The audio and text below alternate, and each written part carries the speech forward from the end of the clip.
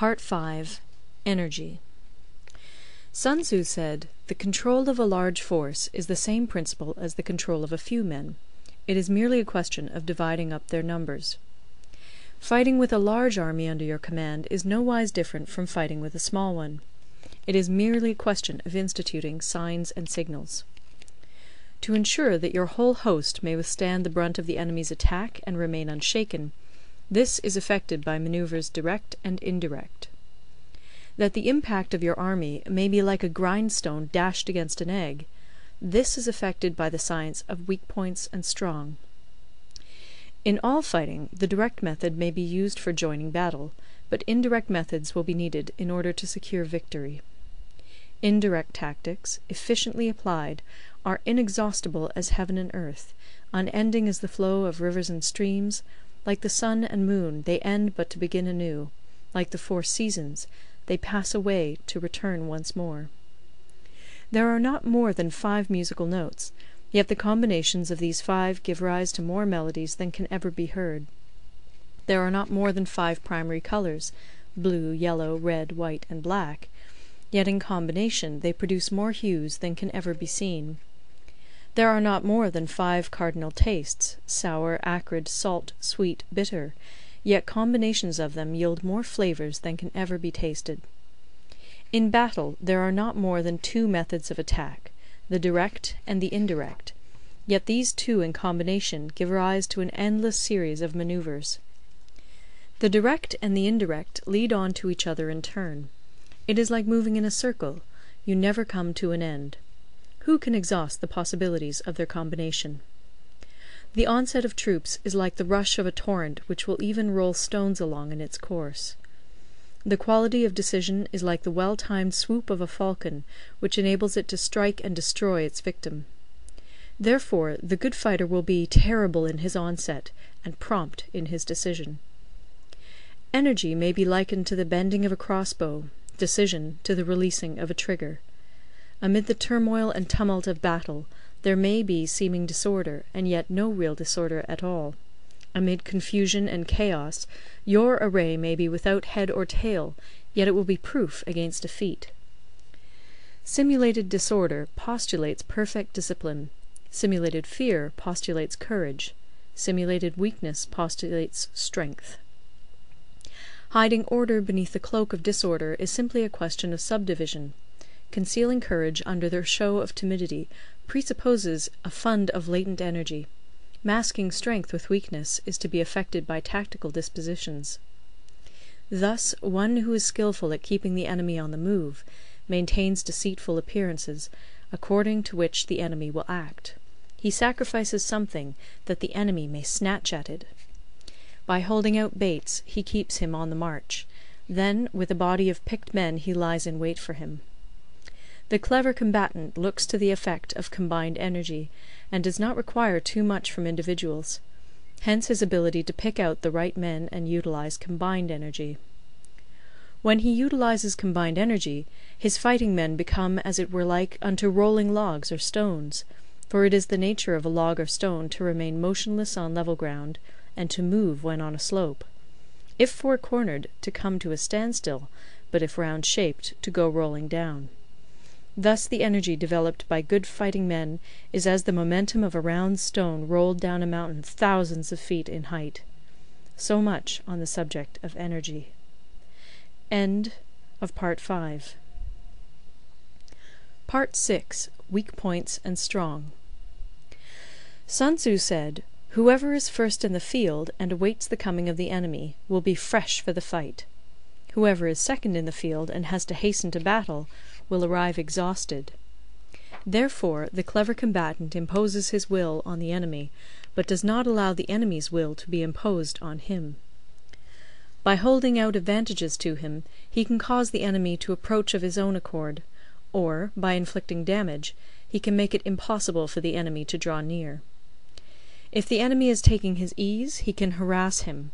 If well supplied with food, he can starve him out. If quietly encamped, he can force him to move.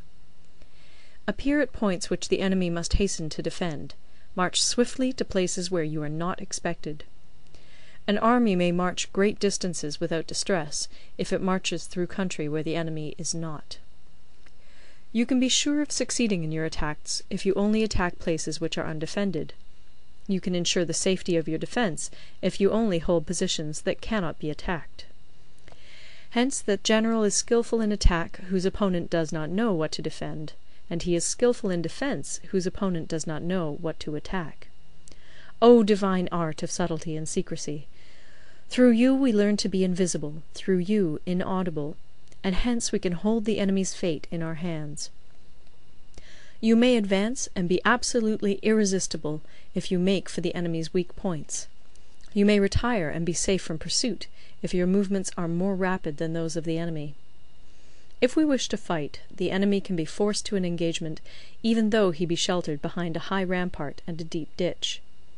All we need do is attack some other place that he will be obliged to relieve. If we do not wish to fight, we can prevent the enemy from engaging us even though the lines of our encampment be merely traced out on the ground. All we need do is throw something odd and unaccountable in his way. By discovering the enemy's dispositions and remaining invisible ourselves, we can keep our forces concentrated while the enemy's must be divided. We can form a single united body while the enemy must split up into fractions. Hence there will be a whole pitted against separate parts of a whole, which means that we shall be many to the enemy's few. And if we are able thus to attack an inferior force with a superior one, our opponents will be in dire straits. The spot where we intend to fight must not be made known, for then the enemy will have to prepare against a possible attack at several different points. And his forces being thus distributed in many directions, the numbers we shall have to face at any given point will be proportionately few. For should the enemy strengthen his van, he will weaken his rear. Should he strengthen his rear, he will weaken his van. Should he strengthen his left, he will weaken his right. Should he strengthen his right, he will weaken his left. If he sends reinforcements everywhere, he will everywhere be weak.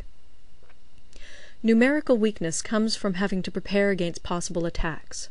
Numerical strength from compelling our adversary to make these preparations against us. Knowing the place and the time of the coming battle, we may concentrate from the greatest distances in order to fight. But if neither time nor place be known, then the left wing will be impotent to succour the right equally impotent to succour the left, the van unable to relieve the rear, or the rear to support the van. How much more so if the furthest proportions of the army are anything under 100 li apart, and even the nearest are separated by several li? Though according to my estimate the soldiers of Yue exceed our own in number, that shall advantage them nothing in the matter of victory. I say then that victory can be achieved. Though the enemy be stronger in numbers, we may prevent him from fighting. Scheme so as to discover his plans and the likelihood of their success. Rouse him, and learn the principle of his activity or inactivity. Force him to reveal himself, so as to find out his vulnerable spots. Carefully compare the opposing army with your own, so that you may know where strength is superabundant and where it is deficient. In making tactical dispositions, the highest pitch you can attain is to conceal them. Conceal your dispositions, and you will be safe from the prying of the subtlest spies, from the machinations of the wisest brains. How victory may be produced for them out of the enemy's own tactics, that is what the multitude cannot comprehend. All men can see the tactics whereby I conquer, but what none can see is the strategy out of which victory is evolved. Do not repeat the tactics which have gained you one victory, but let your methods be regulated by the infinite variety of circumstances. Military tactics are like unto water, for water in its natural course runs away from high places and hastens downwards. So in war, the way is to avoid what is strong and to strike at what is weak. Water shapes its course according to the nature of the ground over which it flows. The soldier works out his victory in relation to the foe whom he is facing. Therefore, just as water retains no constant shape, in warfare there are no constant conditions. He who can modify his tactics in relation to his opponent and thereby succeed in winning may be called a heaven-born captain. The 5 elements, water, fire, wood, metal, earth, are not always equally predominant. The 4 seasons make way for each other in turn. There are short days and long. The moon has its periods of waning and waxing. Part 6